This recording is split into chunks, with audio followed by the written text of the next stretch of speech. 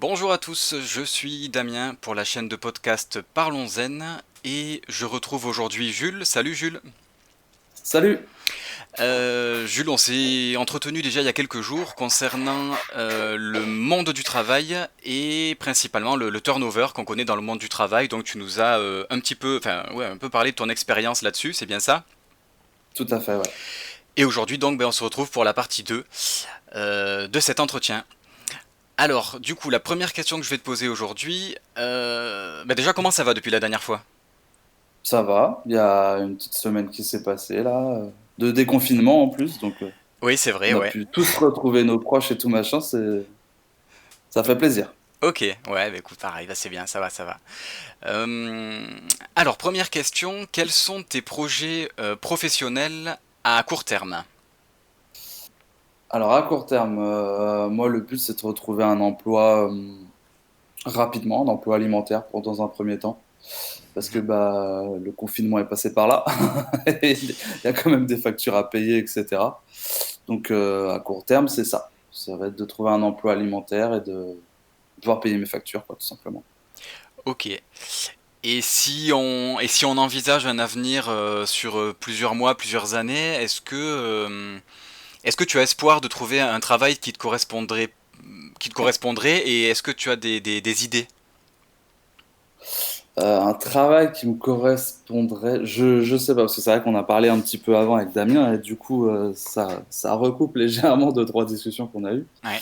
C'est le fait que, qui me correspondrait, je sais pas, parce que comme je disais tout à l'heure, enfin, je me lasse assez vite des choses, donc d'un côté, je me dis, c'est peut-être à moi de m'adapter au final à un boulot, et d'arrêter de penser qu'il y a le travail parfait, mais plutôt accepter plus les choses qui ne me vont pas dans les différents travails que j'ai. Donc un boulot qui me plaît, je pense qu'on est vraiment pleinement satisfait de son boulot quand on maîtrise vraiment tout le cadre qu'il y a autour. Entre guillemets, quand on est son propre patron, tu vois. D'accord. Ah oui, Après, il y a ok. des gens qui arrivent, enfin moi en tout cas, je pense que c'est mon cas. Il y a des gens qui vont parfaitement qui vont même avoir besoin et avoir envie d'être managés, dirigés, d'avoir un cadre en fait, qu'on leur impose un cadre et ils vont pouvoir s'épanouir dans ce cadre-là. Oui. Moi, c'est pas mon cas. Je pense que je peux m'épanouir à partir du moment où je fixer mon cadre et le mouvoir selon mes envies. C'est ça aussi. Après, je sais qu'il y a certains jobs, entre guillemets, qui permettent un peu plus ça. Quand j'étais commercial, au final, j'avais beaucoup plus de liberté que dans d'autres jobs que j'ai eu parce que bah, tu as la voiture de commercial, entre guillemets, au- sur l'instant T, tu es libre, tu vois, t'es pas sur une chaîne de montage, etc. Hmm.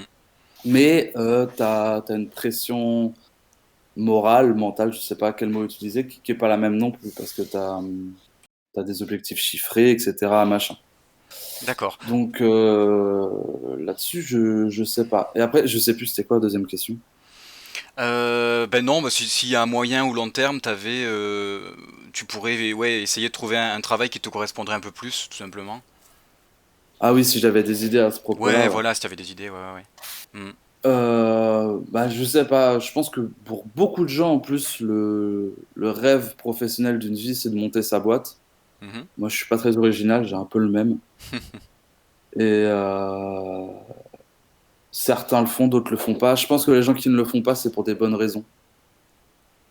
Parce que D'accord. bah, la vie nous prend et on a des enfants, on se marie, machin, on a des crédits. Et puis il y a le côté sécurité, mine de rien, qui est assez haut dans la pyramide de Maslow, hein, faut pas se mentir. Hmm.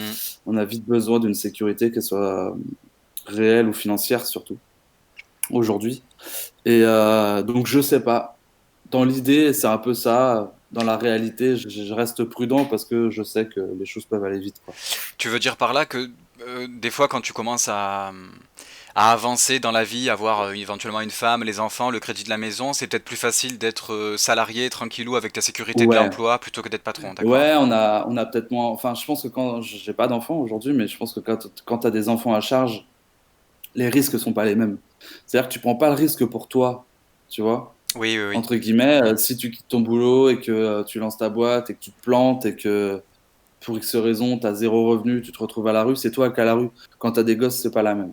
Quand tu Ouais, as des enfants, ouais. c'est pas la même et tu as beaucoup plus de responsabilités. Et c'est pour ça que je comprends totalement les gens qui choisissent de rester où ils sont. Et je pense que c'est possible que je sois de ce genre-là aussi. Tu vois, je pense qu'on peut supporter beaucoup de choses pour ses enfants, entre guillemets. Oui. C'est bien Et les possible, gens ouais. sont prêts à faire de gros sacrifices. Et je pense que rester dans un boulot où on se plaît peut-être un peu moins, mais qu'on supporte, et où on a la sécurité de l'emploi et la sécurité financière, ben, ça peut valoir largement le sacrifice pour ses enfants, quoi. Hmm. Donc je sais pas. Aujourd'hui, je sais pas. D'accord, ok. Si je te dis la fameuse phrase que tu as peut-être entendue étant jeune, bon en tout cas moi c'était mon cas, le fameux fais des études pour avoir un bon boulot. Alors qu'est-ce que tu penses? Bon déjà ça te fait rire, c'est bien. Ouais, bah oui. Qu'est-ce que tu penses de cette phrase et surtout est-ce que c'est encore valable en 2020 de dire fais des études pour avoir un bon boulot? Alors je pense que c'est plus valable, mais plus du tout. Plus D'accord. du tout, du tout, du tout valable. Je pense que... Enfin, moi j'ai 27 ans. Cette phrase m'a été dite par mes parents et mes grands-parents, pour qui peut-être c'était le cas. Oui. On en parlait il y a une semaine en off, je crois. On parlait des situations de nos parents, etc. Machin. Et c'est vrai qu'à l'époque, si tu faisais des études, t'avais pas un job assuré, un bon job assuré, mais c'était peut-être plus facile qu'aujourd'hui, Oui. je pense. Euh, Oui, je l'ai entendu. Enfin, c'était l'argument principal, je pense, de tous les parents de notre génération pour pousser les enfants à faire des études. Mhm. Ça permet. Après, les études, entre guillemets, je pense que ça permet d'avoir un. En entretien, en fait, moi, pour aujourd'hui, la seule chose que ça prouve, c'est que ça prouve que je suis pas complètement con et j'arrive à comprendre les choses, tu vois, entre guillemets. Même si je veux pas dire que les gens qui n'ont pas fait d'études sont cons ou quoi, mais le fait que je dise que j'ai un bac plus 3, ben, les gens ils me disent ah d'accord, vous avez fait des études. Et en fait, je vois en mode, il va capter rapidement ce que. Ça prouve que je suis pas marginal, en fait. C'est ça. D'accord. Ça prouve que je sais rentrer dans un moule. Et ça, en règle générale, les patrons, les gens aiment bien. Tu vois, ça prouve que je sais m'adapter, que je sais rentrer dans un moule. Ouais, c'est plus ça, en fait. D'accord. Alors qu'aujourd'hui, moi, j'ai des cousins qui ont à peu près une dizaine d'années de moins que moi. J'ai un cousin qui a 16 ans, je ne veux pas dire de bêtises, il a 16 ans. Il vient de commencer un apprentissage de boucher, par exemple. Mhm. Moi, je sais que dans ma génération, c'était le truc impensable, tu vois.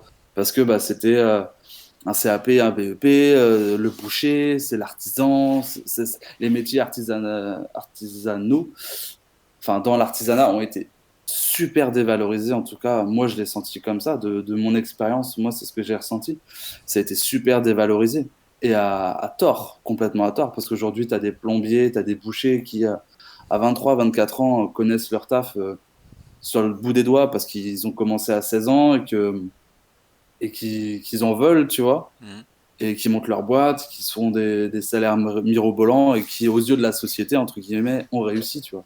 Ouais. Moi, j'ai ma copine, on en parlait l'autre fois, qui est coiffeuse. Mhm. C'est un métier qu'elle a toujours voulu faire. Elle a fait un bac de gestion pour être sûre de pouvoir ouvrir son salon un jour. Elle a repris un CAP derrière. Comme je dis, enfin, je t'avais dit l'autre fois, elle a un bac plus 5 coiffure, quoi.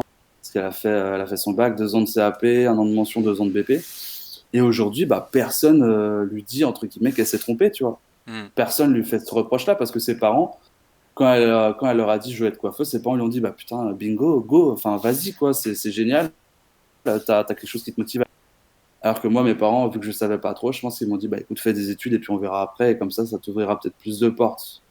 Mais non, je pense qu'au contraire, même, je pense on voit beaucoup de bac plus 5 etc., reprendre des CAP, des BEP parce qu'ils ont besoin de sens dans leur métier, parce qu'ils ont une passion qu'ils n'ont jamais suivie et ils s'en mordent les doigts parce qu'ils ont un bac plus 5 et qu'ils galèrent ne serait-ce que pour décrocher un stage.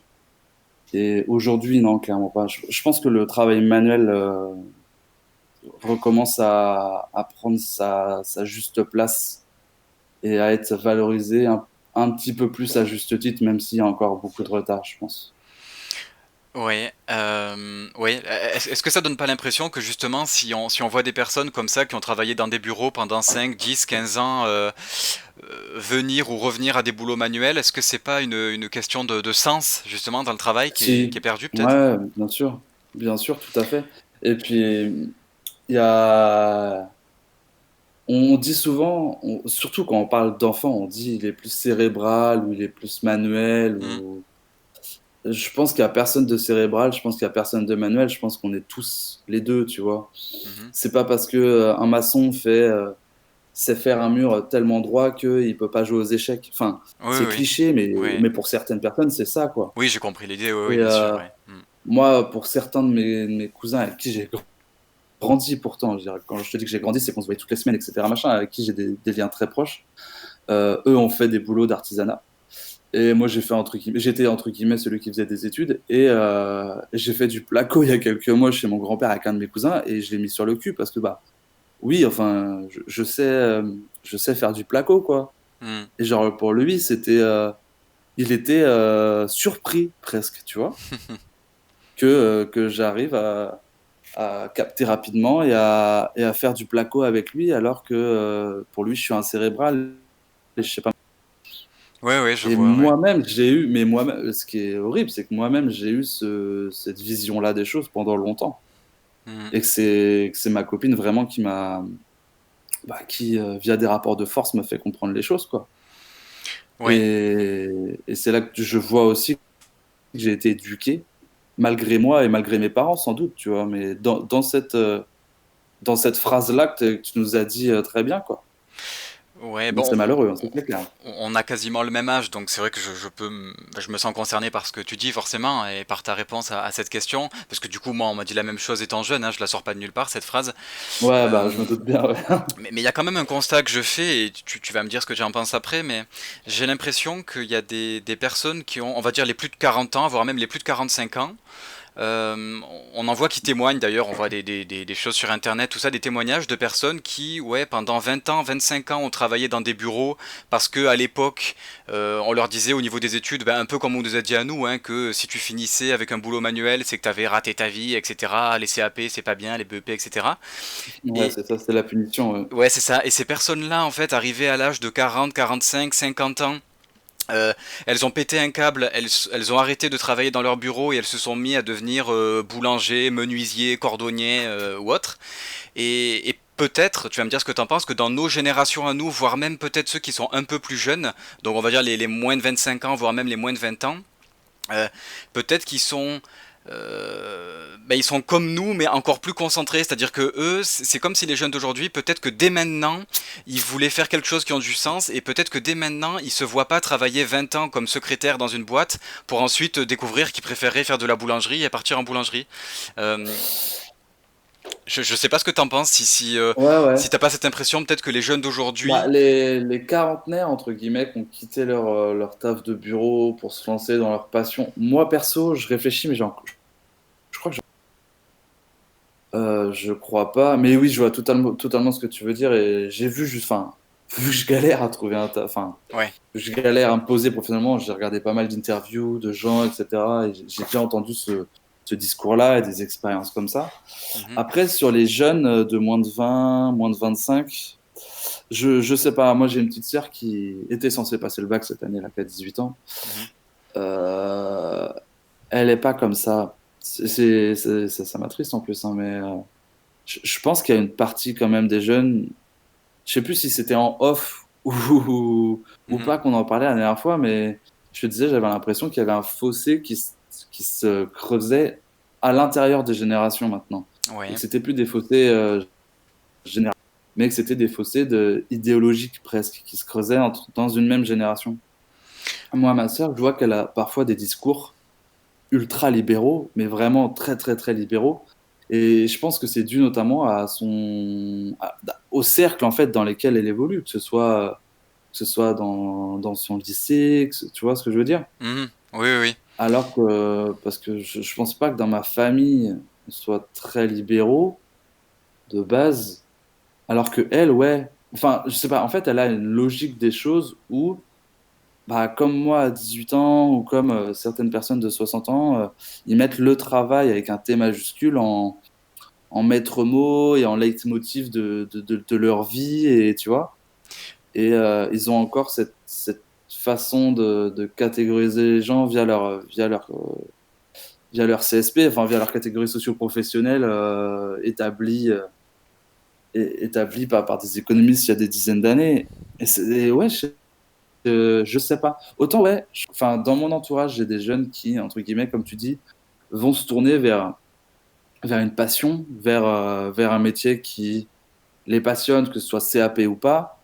Autant, j'en ai d'autres où on n'a pas du tout ce discours-là et où même il y a presque un mépris. Il D'accord. y a vraiment un mépris des autres, en fait, enfin, des gens qui choisissent ce métier. On en parlait avec ma compagne justement ce week-end avec des amis et quand elle a dit qu'elle passait le bac et qu'elle reprenait un CAP coiffure après, c'est marrant parce qu'en plus ma compagne était dans le même lycée que ma sœur est aujourd'hui. Mais les gens lui ont dit quoi? Tu reprends un CAP, tu veux aller avec les bouseux, avec les débiles. Enfin, tu vois, il y avait des mots derrière qui étaient mais ultra violents et il y avait clairement un mépris et je vais faire mon marxiste, mais un mépris de classe qu'il y avait derrière, très Ouais. clairement. Donc, je sais pas,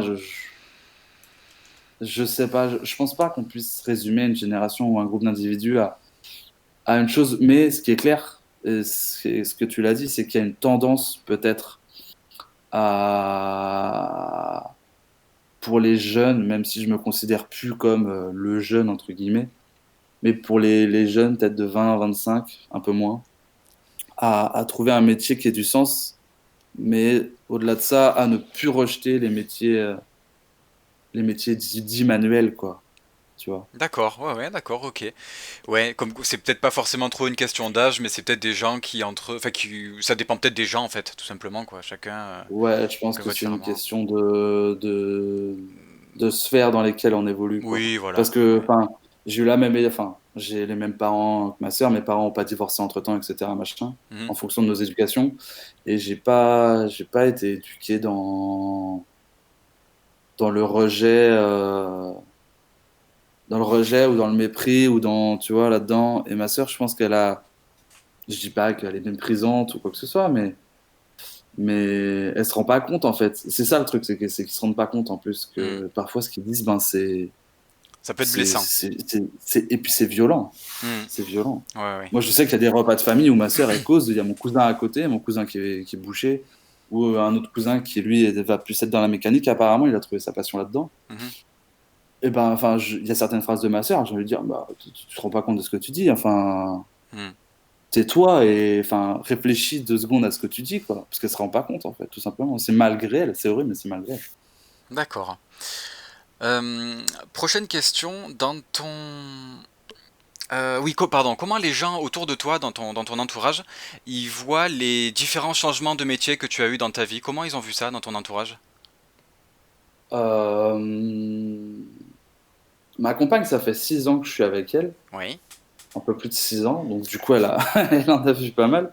Elle a toujours été bienveillante à ce niveau-là. Ouais, tu penses qu'elle le À comprend? complètement, complètement, complètement.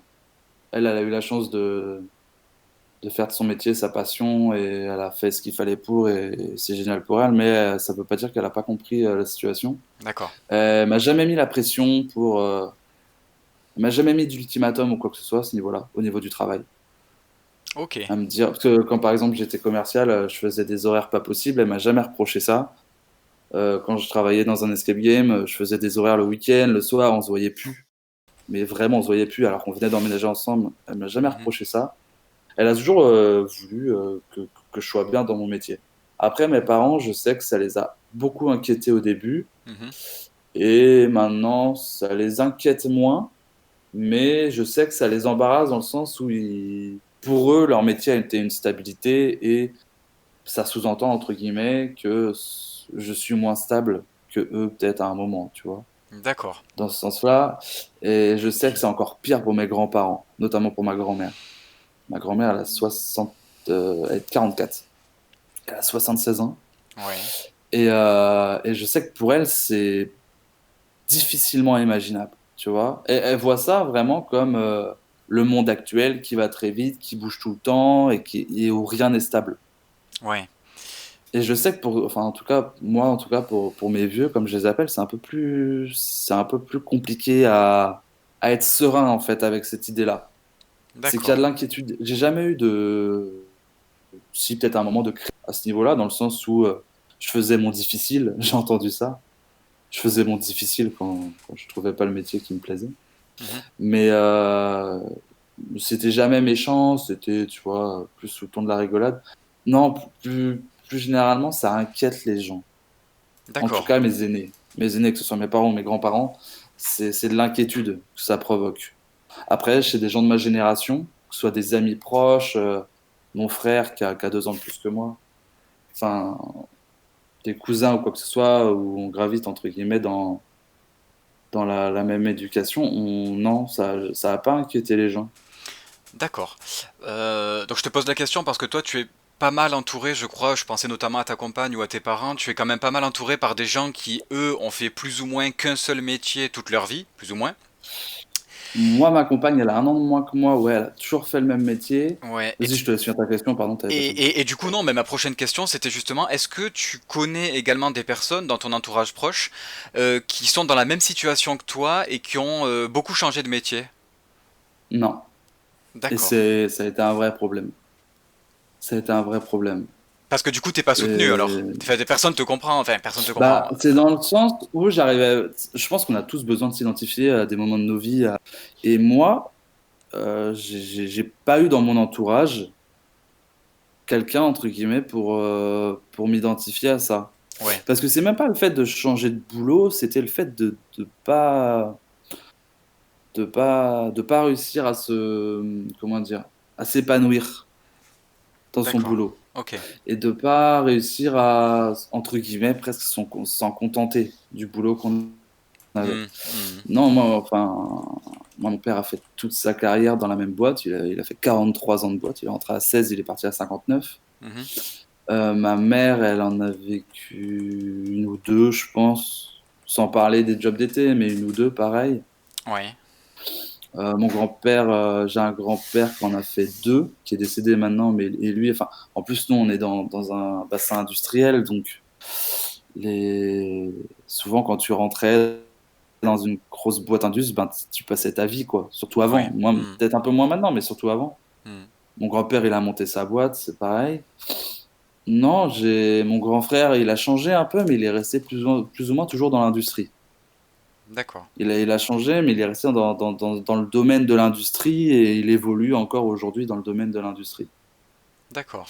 Euh, je réfléchis, tu vois, en même temps, et non, je crois pas. Je crois pas. Enfin, en tout cas, là, instinctivement, il y a personne Ouais, ou pas à dans qui j'arrive à l'entourage proche, quoi. m'identifier. Ouais, au niveau des cousins, tout ça, pas Ouais, pas forcément. dans l'entourage. Ouais, non, non, pas dans l'entourage proche, même. Je cherche au niveau des amis, des machins. Si, il y a peut-être, ouais, si, il y a peut-être une personne que je vois plus mec avec qui j'ai une relation amicale assez longue, assez proche, Mhm. qui, elle, c'est une femme qui, elle, changeait beaucoup de métier aussi et, et n'a pas su. Je sais pas aujourd'hui de ces situations, mais, mais je sais qu'à l'époque, ouais, en tout cas, je sais qu'à un moment, je pense qu'on a pu bien s'entendre à ce niveau-là, parce que mine de rien, bah, on était en campagne et on n'était pas les parias, mais on s'est exclus de nous-mêmes d'une certaine manière, D'accord. je pense. Ok.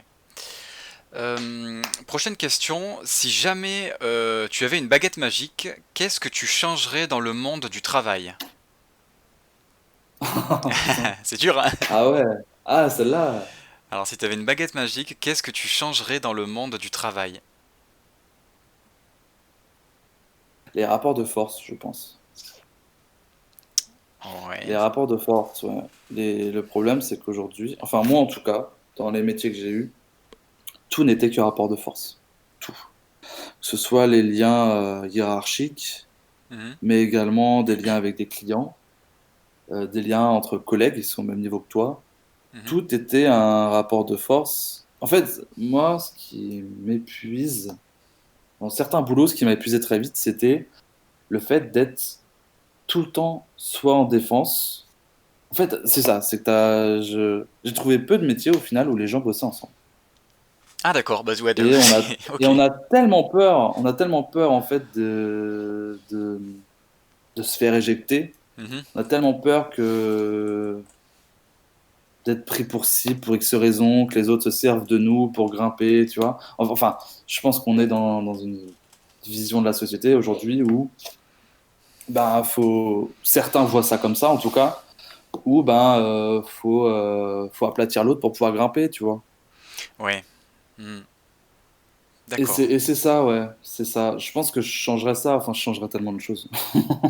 Ok. Je sais pas si je changerais les choses, peut-être que je ferais les choses à ma manière, plus avec ma baguette magique. Pour Oui, moi, tu voilà, vois. ouais. Ouais, ouais, Parce d'accord. qu'au final, enfin, c'est un rapport extrêmement personnel que chacun a avec le travail. Hmm.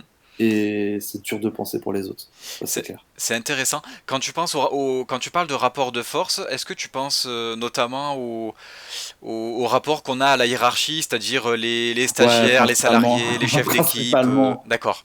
Ouais, ouais, principalement. Je sais que, par exemple, dans le salon de ma compagne, quand il y a un apprenti qui est là, il a un badge avec marqué apprenti. Tu vois, genre, donc en fait, même quelqu'un qui est extérieur à la société, un client, il catégorise directement Ouais. le jeune, la Hmm. personne. Et du coup, tu sais, je trouve que ça fait moins soudé. Oui, Enfin, oui, je sais pas comment dire, ça fait moins unité, ça fait moins, oui, oui, oui. pas famille, mais ça fait moins groupe, quoi. Ouais, ça fait un peu le stagiaire, c'est un peu la pièce rapportée, quoi. Regardez, le stagiaire, il est là. Ouais, Ouais, et ouais. quelque part, ça fait aussi, on n'est pas responsable. Ah, ouais. Dans le sens où, Ah, oui, c'est s'il intéressant. y a problème ou s'il y a manque de savoir-être, parce que bah, le jeune, il a 16 ans et que bah, il est encore en train de se faire une place dans la société et d'acquérir des codes sociaux. Si, entre guillemets, il y a un manque de savoir-être, oh, c'est le stagiaire, vous savez. Hmm. Et presque même, ce que je trouve ultra hypocrite, c'est, moi en tout cas, ma troisième année, c'est comme ça que je l'ai eu, c'est que on prend des stagiaires ou des apprenants, des alternants, parce que c'est moins cher. Ouais. Hmm. Je dis pas que c'est le cas pour toutes les boîtes, parce que je pense qu'il y a des métiers, notamment bizarrement dans l'artisanat, où il y a des gens qui ont la passion de leur métier et de la transmission de leur métier. Mhm. Ça, c'est clair, mais je sais, parce que moi, ça a été mon expérience, qu'il y a certains, c'est parce que c'est moins cher, clairement. Ouais. Et qu'on a l'excuse de s'il y a du mauvais job, c'est parce que on a l'excuse en fait de l'apprenant, de l'alternant qui fait du mauvais job parce qu'il apprend et qu'il a le droit à l'erreur, même si plus ou moins selon les boîtes, pas vraiment. Mhm. Et ça, en fait, ça désolidarise l'entreprise, la personne morale de de la personne. Hmm. Il y a ça et il y a mais même enfin les rapports de force c'est pour ça aussi que les gens ils aiment bien moi j'ai un copain qui est designer sur Paris et il est en freelance parce que Mhm. lui il aime bien sa liberté etc machin et parfois on parle pas mal avec cet ami-là et il me donne des expériences enfin des situations en fait de boulot et j'hallucine dans le sens où t'as l'impression, tu sais pas comment les gens peuvent être un groupe, dans le sens où t'as cinq free qui bossent ensemble pour Mhm. un client, personne n'a la même envie de s'investir, personne n'a les mêmes objectifs au final, tu vois. Mhm. Je trouve qu'il y a vraiment ouais, une individualisation des gens dans le travail et c'est pour ça aussi qu'il y a autant de rapports de force pour le coup. Ouais, ouais, ouais, je vois, je pense que je vois ce que tu veux C'est que dire. chacun va avoir sa gueule, quoi. Hmm. Et après, le truc, c'est que dès que tu vas essayer d'avoir un, un esprit commun, entre guillemets, il y a des gens qui vont te dire que t'es un lèche-bot, pour être poli, Mhm. tu vois, donc ils vont te critiquer sur ta situation comme quoi, bah ouais, tu fais ça pour les patrons, t'es un lèche-bot, nanani, nanana. Dès que tu vas te mettre un peu en marge, on va te dire, oh, fais l'effort, ça va, t'es toujours en train de te plaindre. C'est difficile d'avoir un juste milieu, hein. C'est Ouais. très, très difficile. Hmm. Oui, on a l'impression que le côté équipe, enfin, qui n'est même pas le côté vraiment équipe, mais le relationnel à peu près bon avec les autres, on dirait qu'il faut l'avoir, mais finalement que pour son intérêt personnel et pour être sûr de C'est pas ça. être vu Ouais, comme le voilà. mouton C'est noir, quoi. Ouais, exactement ouais. ça. Hmm. C'est exactement ça. C'est un jeu de balance. Il faut être individuel, Ouais, mais pas c'est ça, c'est ça. trop. Hmm. Enfin, Ouais. c'est compliqué, hein. Enfin, moi, en tout cas, c'est quelque chose que j'ai du mal. D'accord, non mais c'est intéressant, ok. Est-ce que tu as quelque chose à ajouter pour clore cet entretien? Bah, merci. Déjà, c'était cool. C'était cool. C'est intéressant de se poser de ce genre de questions. Et tu vois, il y a certaines questions où je réfléchis en même temps que je parle. Ouais. Donc c'est sympa c'était cool de se poser des questions. Eh ben, c'était très intéressant, ouais. Il y a du haut, entre guillemets, de tes 27 ans, tu as déjà une sacrée expérience derrière toi et apparemment beaucoup de choses à dire et ben, c'était très intéressant. Donc, ben, merci à toi. Ouais, c'est sympa. Merci encore. Eh ben, un grand merci à toi et qui sait, peut-être qu'on sera amené à se recroiser sur ce sujet ou sur d'autres sujets, peut-être plus légers, on verra, pourquoi pas. Ouais, avec plaisir, ouais, carrément. Eh ben, un grand merci à toi, Jules. Salut, bye. Salut, salut.